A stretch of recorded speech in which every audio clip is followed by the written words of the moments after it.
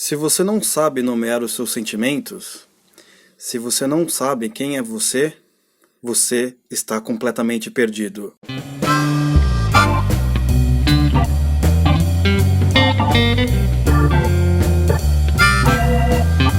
Seja bem-vindo a mais um Oliver Talk, eu sou o Oliver e hoje nós vamos falar sobre quem sou eu? Quem é você?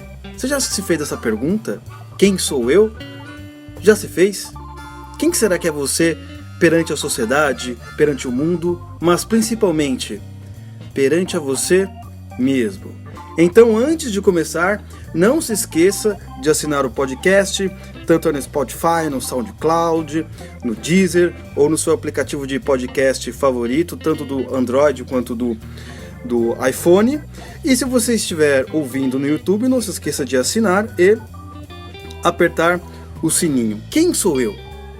Essa é uma pergunta que muitos já se fizeram, é uma pergunta que está na filosofia por muito tempo, tanto é que você vê Sócrates falando assim, conhece-te a ti mesmo. Você se conhece? Como assim? Como assim? Oliver, como assim? Não sei, vamos tentar fazer um exercício simples, tá? Simples, não vamos para algo muito abstrato, difícil de ser entendido. Vamos fazer um exercício simples.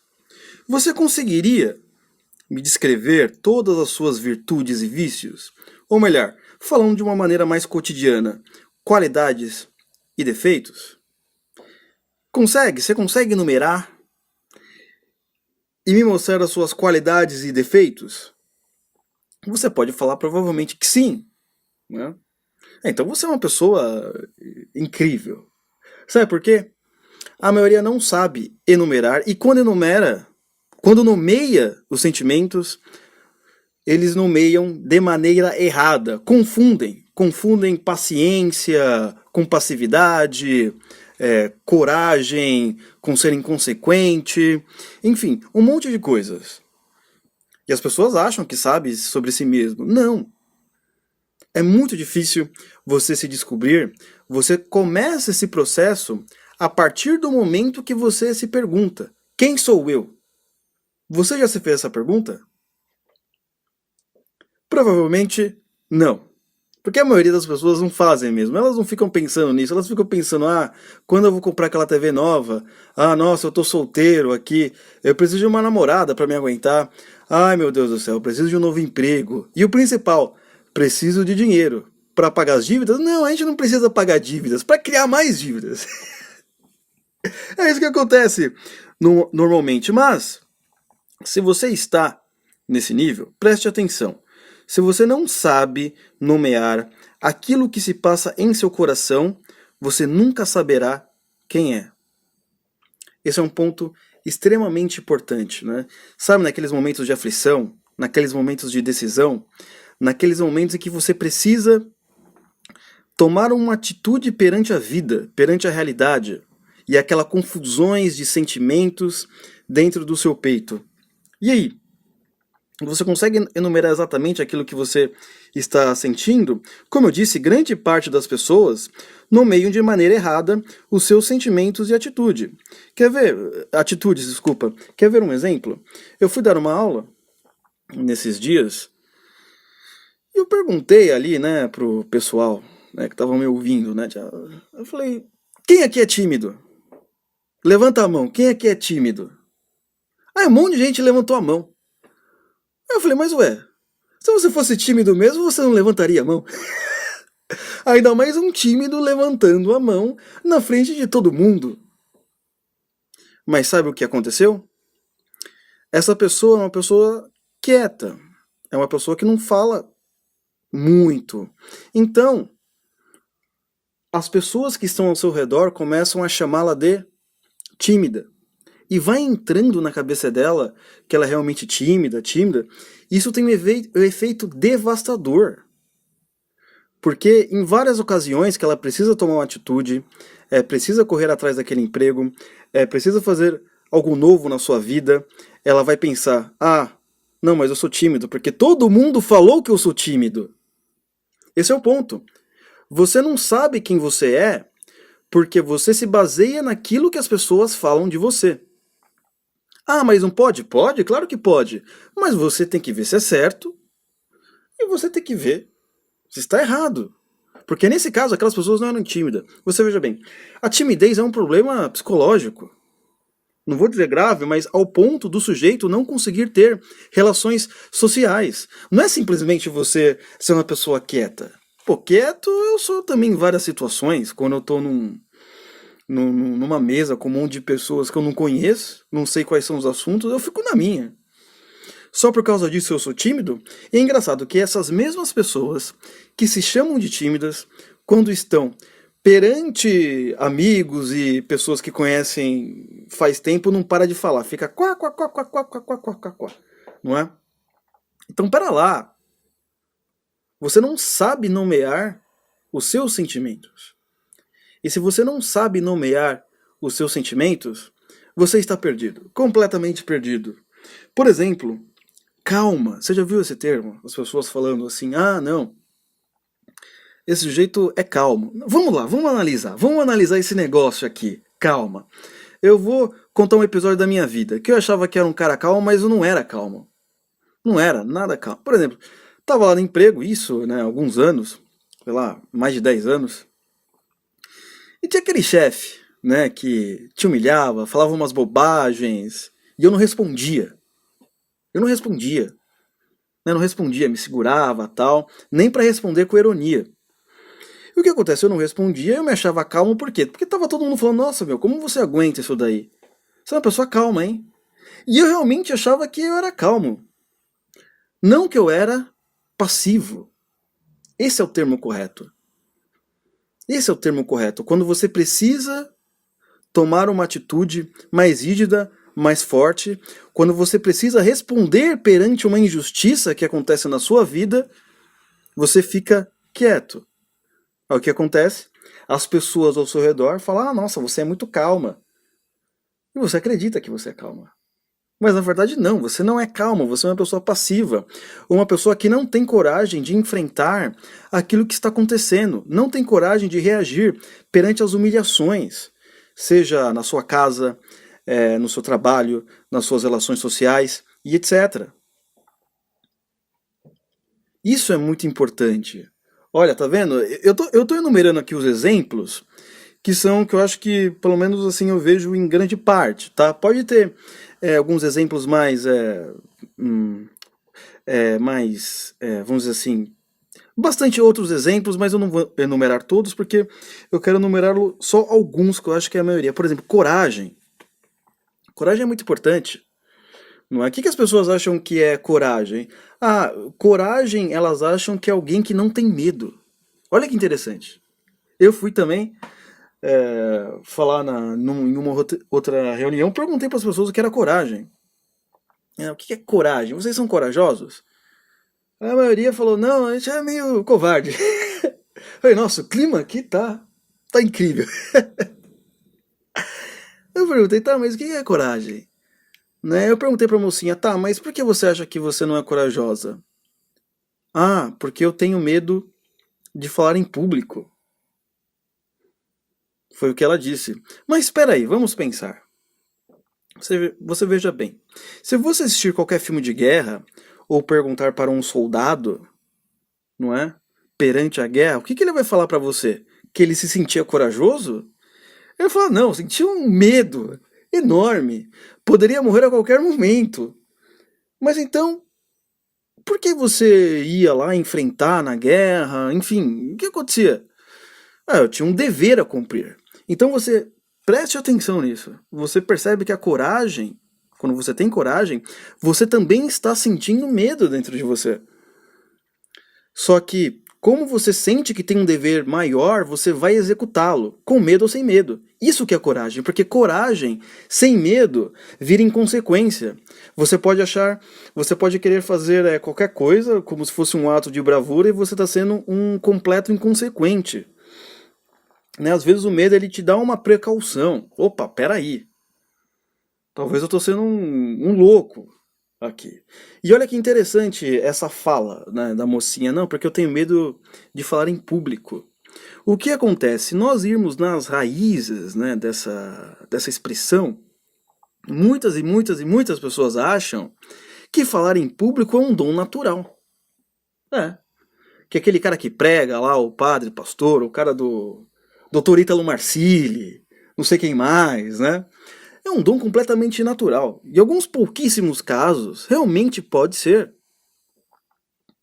Mas a maioria é técnica. Que nem aqui, eu estou explicando para vocês certas coisas e eu estou aplicando uma técnica de narrativa, com pontos, etc., com início, meio, fim, conclusão, que eu aprendi com quem? Aprendi com o nosso grande Mortimer Adler, é ele mesmo. Ele tem um livro maravilhoso que se chama Como Falar e Como Ouvir. Lá nesse livro tá Como Falar, ele explica, se você quiser dar palestra, faz um texto assim, segue esse esqueminha. Se for uma reunião de grupo, segue esse esqueminha. Se for uma pregação, segue esse esqueminha. Se for uma gravação, segue esse esqueminha. Eu não sabia falar em público, eu li. Falei, olha, li aqui, apliquei as técnicas, perfeito. Aí você vai treinando. Então você vê que a maioria dos medos, desses receios, são porque as pessoas acham que as outras não aprenderam, que já nasceram com aquilo. Como eu disse, realmente podem ter pessoas com talento natural, mas a maioria dos casos são que elas aprenderam técnicas de narrativa, de como falar, de como se relacionar com o público. Você pode ver, por exemplo, quando eu converso com você, eu falo no singular. Eu não falo vocês, eu falo você que está me ouvindo. Por quê? É uma técnica para você que está me ouvindo achar que é algo singular, somente para você. Não é algo mágico isso que eu estou fazendo, não é algo que inventei, não é algo que nasceu comigo. Mas é uma técnica que é usado em rádio, que é usado em outros podcasts. Não é simplesmente que eu sou um cara destemido, corajoso, eu sei falar com as pessoas, não, são técnicas. Dentre tantas técnicas. Né? Então, esse negócio da coragem é muito interessante. E tem um outro ponto também que eu queria falar sobre o amor. Sobre o amor é muito interessante. Por quê? Nós estamos numa geração, vivemos em uma época que as pessoas não sabem nomear mais aquilo que é amor. Elas acham que qualquer coisa é amor.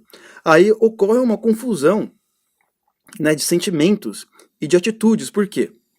Porque a palavra amor perdeu um pouco do seu significado e pode significar qualquer coisa que role tchutcharia. Tchutcharia, exatamente. Por quê? Nossos jovens, o que eles fazem? Eles escutam funk, eles, assistem alguma novelinha. E qual a definição de amor que se passa lá? Eles chamam amor, né, de orgia, chamam amor de sair com todo mundo, chamam amor de relacionamento aberto, você não precisa ter fidelidade nenhuma, chamam amor de qualquer coisa. Aí esse garoto, ou essa pessoa, às vezes já é adulto, ele vai se relacionar com essa mesma visão sobre o amor. Ele até acha errado, se você falar, não, mas eu tô sendo com outra pessoa, não, mas aí é traição, não, é amor. É uma outra forma de amor, nossa, mas você é tão ultrapassado. Então, ele não sabe o que significa, né, o amor. Eu gosto muito do livro do C.S. Lewis, Os Quatro Amores. Ele apresenta 4 tipos de amores: o afeto, a caridade, a amizade e a paixão. Né? E cada um tem um grau, tem um nível específico, sendo a caridade o maior de todos os amores, porque é o próprio amor divino a qual se doou pela humanidade. Então, se você se doa por alguém, você está nesse nível. Então, o que é chamado de amor? É a paixão, aquela paixão que você necessita ter a pessoa, se aproveitar dela de todas as maneiras possíveis. Né? Lembre-se que eu estou falando de aproveitar, não no sentido que você está sendo um canalha. Mas, se você não sai da paixão e vai para a amizade ou para o afeto, etc., ela se torna egoísmo. Só o que acontece? Um sujeito que não sabe nomear aquilo que está passando dentro do seu coração, ele vai chamar aquele egoísmo de amor, aquela possessividade de amor. E se a mulher dá um pé na bunda dele e fala, não, mas eu sou o cara certo, você está errada, você não sabe de nada, e não sei o que, e não sei o que lá, não é? Esse é o ponto. As pessoas não sabem nomear as coisas, não sabem nomear nem o que é amor, né? Não sabem nem nomear quando, não, eu só estou aqui ficando, né? Já olhou? Amor é uma coisa extremamente interessante nisso, né? Você pode ver, o amor é uma palavra mais confundida, acho que nesse século, né? Por quê? Porque até pedófilo hoje em dia está usando essa palavra, não é? Ah, não, na verdade eu não sou pedófilo. Eu tenho uma outra forma de amor. Pô, então, estão colocando vários significados nisso. Aí o sujeito nunca se acha um pervertido, um doente, não é? Outra coisa também, vergonha. Olha que interessante. Vergonha, eu acho que é uma das coisas mais, um dos sentimentos nomeados de maneira bem errada. Por quê? Você veja que é normal todo mundo sentir vergonha. Só que quem sente vergonha acha que não é normal. Acha que só ele sente vergonha.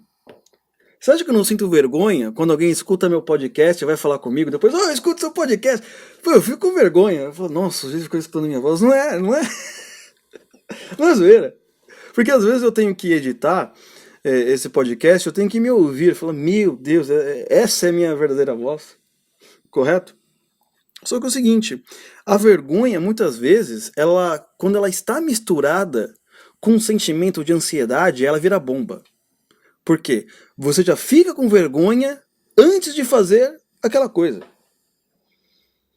Não é então? Porque a ansiedade é aquele medo do futuro.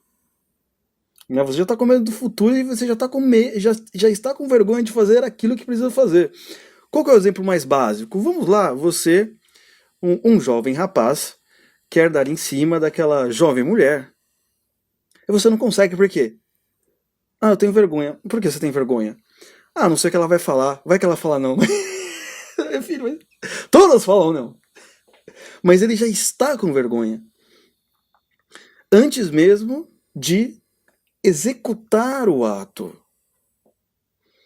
Não é? Então ele não sabe que também tá aquela mistura de ansiedade, um monte de coisa, e aquela pré-vergonha já fica nele, ele fica paralisado. E a vida passa e ele não consegue fazer nada. Correto? Então, na minha opinião, né, assim, existem vários fatores porque as pessoas não conseguem nomear os seus sentimentos, elas não conseguem nomear as suas atitudes, né? Apresentei aqui ao longo do podcast, dei umas pitadinhas, né? O Dr. Ítalo Marcílio também fala muito sobre isso, mas como somos um podcast quase que literário, então vou falar da parte literária que importa, certo? Na minha opinião, não saber nomear os sentimentos está ligado a vários fatores, mas eu quero apresentar um: analfabetismo funcional. Não, mas como assim analfabetismo funcional? Analfabetismo funcional. Ele é um dos fatores que te faz não nomear, mas nomear errado. E você sempre fica perdido na vida. Porque o analfabeto funcional, ele não tem capacidade de perceber as nuances da palavra, né? É como eu digo, você quer perceber um analfabeto funcional? Simples. Escreva um texto irônico. Escreva um texto irônico. Não estou falando que a pessoa assim, mas ela não gostou da ironia. Ótimo, se ela entendeu a ironia e não gostou, mostra que ela não é. Mas se ela transformou aquela ironia em um literalismo tosco, um completo analfabeto funcional. Então você imagina como um sujeito desse vai nomear as suas atitudes. Ele vai chamar aquilo que é mal de bom, aquilo de ruim de bem, aquilo que é perverso de virtude, e etc. Há uma confusão, como eu disse para você, naquele meu caso. Eu me achava calmo. Também tinha esse problema, mistura de analfabeto funcional dando opinião que as pessoas falam sobre mim. E na verdade eu não era um passivo imbecil. Não é? Mas eu me conformava, não, eu tenho uma qualidade qualquer, eu era calmo. Calmo. Calmo é assim, quando você tá nervoso, você quer quebrar a cara do sujeito, mas aí você se controla. Você fala assim, não, eu não vou quebrar sua cara agora, mas você vai ter um castigo, né? Que nem você pode fazer com seu filho que está aí.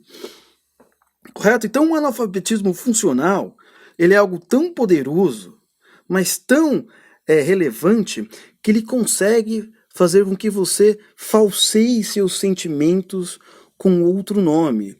Aí o que acontece? Você está vivendo, mas você se acha uma outra pessoa. Você nunca consegue olhar para si mesmo e ver os seus demônios. Esse é o ponto.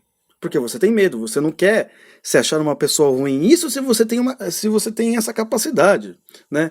Como diria C.S. Lewis, as pessoas normais, elas se acham assim, mais ou menos ruins. Os ditadores, os sanguinários, eles se acham perfeitamente bons. Olha essa inversão. Presta atenção. Olha essa inversão. Então, pense bem nisso. Quantos e quantos sentimentos que você nomeou errado? Você pode estar chegando na seguinte conclusão. Bem, Luciano, deixa eu te explicar. Eu tô vendo que eu não sei de nada sobre mim. Eu achava que era uma coisa, mas eu estou perdido. Meu amigo, se você está perdido, eis que tem uma bela de uma resposta. Você finalmente se encontrou. Você finalmente se encontrou. Porque o perdido, ele pode somente ai meu Deus, o perdido, ele pode somente se achar quando ele sabe que ele está perdido. Não é? Você imagina, você está andando pelaquela floresta e acha que vai achar o caminho, não sei o quê, e você está perdido. Enquanto você não falar assim para você mesmo, não, eu estou perdido, você nunca vai achar o caminho. Porque aí quando você se sente perdido, quando você declara para você mesmo, olha, eu não sei, eu realmente estou perdido, você faz a segunda pergunta, qual é? Tá, o que eu preciso fazer? O que eu preciso fazer para me encontrar? Olha que interessante, eu gosto muito do exemplo, já dei várias vezes aqui nesse podcast, de quando Jesus ele estava ali num local, e ele estava andando com os pecadores ali, vários pecadores, e chegou o fariseu, falou, mas senhor é mestre, fica andando com esses pecadores aí. E ele falou, porque é o seguinte, meu filho, só aquele que é doente sabe que precisa de um médico. Aquele que não se acha doente, mesmo estando, não precisa de um médico. Ele acha que não precisa de um médico. É a mesma coisa, vamos pegar um caso clássico, um viciado em drogas. Você pode fazer o que você quiser por ele. Mas enquanto ele realmente não perceber, eu sou um viciado, degenerado, que eu estou atrapalhando todo mundo, ele não vai buscar ajuda. Um bêbado, um alcoólatra, enquanto ele não olhar para si mesmo e dizer, nossa, realmente eu sou alcoólatra, ele não vai buscar ajuda. A ajuda começa, você só encontra o caminho a partir do momento que você diz para você mesmo, não, eu realmente estou perdido. Pô, aí beleza, você se encontrou. Aí você tem que fazer uma caminhada longa, né? Que eu posso dar uma dica. É que eu também estou nessa caminhada. É o que eu uso. Qual que é? É a literatura. A grande literatura. A grande literatura. Não, mas nossa, como assim? Eu não tenho que frequentar um psicólogo? Um psiquiatra? Talvez precise, eu não sei. Vai que você tem problemas cognitivos. Pode ser isso também. Não é? Mas assim, a grande literatura, a literatura clássica, ela tem uma capacidade incrível de mudar a nossa perspectiva sobre vários e vários fatores da realidade, do meio social e de nós mesmos.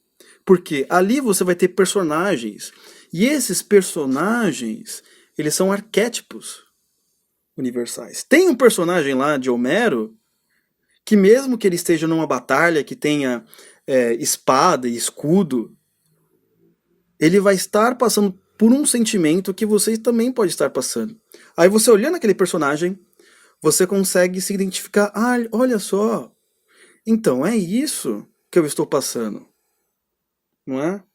Na verdade, eu estou com medo de fazer isso, mas todas as pessoas que tiveram que enfrentar algo também passaram por esse medo e venceram. Então o que eu preciso fazer? Eu preciso ir para frente.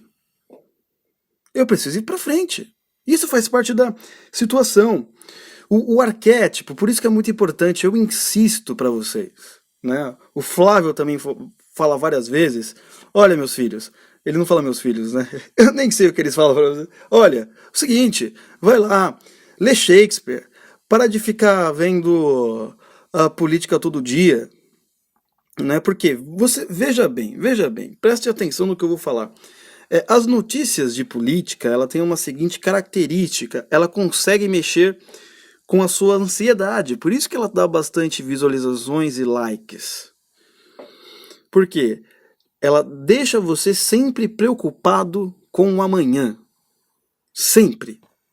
E você não consegue, às vezes, ai meu Deus, Bolsonaro vai cair. Meu Deus, vai cair. Já caiu, vai estar caindo. Quantas e quantas vezes não falaram nesses 6 meses que já era para Bolsonaro ter caído e não caiu? Várias vezes, não, vai cair, não sei o que, etc. E você fica nesse meio e parece assim, parece um buraco negro, porque ele vai te puxando e você não consegue sair, porque essas notícias, elas te sugam, te levam para uma realidade paralela. E tem gente que é viciada nisso, não consegue viver sem a tensão, sem a ansiedade dessas notícias políticas, é quase uma droga para o sujeito. Não é? E aí acontece. Para você se conhecer, como disse o nosso autor Jean Guiton, às vezes você precisa ficar sozinho. Às vezes você precisa não estar no meio da palpitaria. Não estou falando para ninguém abandonar o Facebook, rede social, etc. Né? Até porque eu também entro todo dia. Estou falando que nós precisamos ter momentos para nós descobrirmos quem nós somos, quem sou eu, quem é você. Ao ponto, como o Olavo disse, quando ele chegou aos 40 anos de idade, ele se olhou para o espelho e declarou: agora realmente eu sei quem sou. Eu sei quais são os meus medos, eu sei quais são as minhas virtudes, eu sei quais são os meus defeitos e eu sei qual caminho eu devo seguir. Você veja, isso é muito importante para a vida intelectual. Você achou que não tinha nada a ver, né? Não tinha nada a ver com a vida intelectual. Tem tudo a ver. Tem tudo a ver. Ou você quer ser um intelectual trapaceiro, ou você quer ser uma pessoa que trabalha com cultura, enfim. Como eu disse no podcast passado, sobre que é a cultura que importa, você quer ser um espectador digno, né? Porque nós temos várias pessoas que sabem livros, sabem falas decoradas e etc. Mas são canalhas. São canalhas, completos canalhas. Que o que acontece? Eles leem a literatura, eles leem a alta cultura e corrompem. Por quê? Passam pelo seu filtro distorcido. Isso é extremamente importante. Se você não tem os sentimentos equilibrados, se você não sabe quem você é, provavelmente você pode pegar algo tão alto, tão belo e tão sublime e corromper quando passa pelo seu filtro.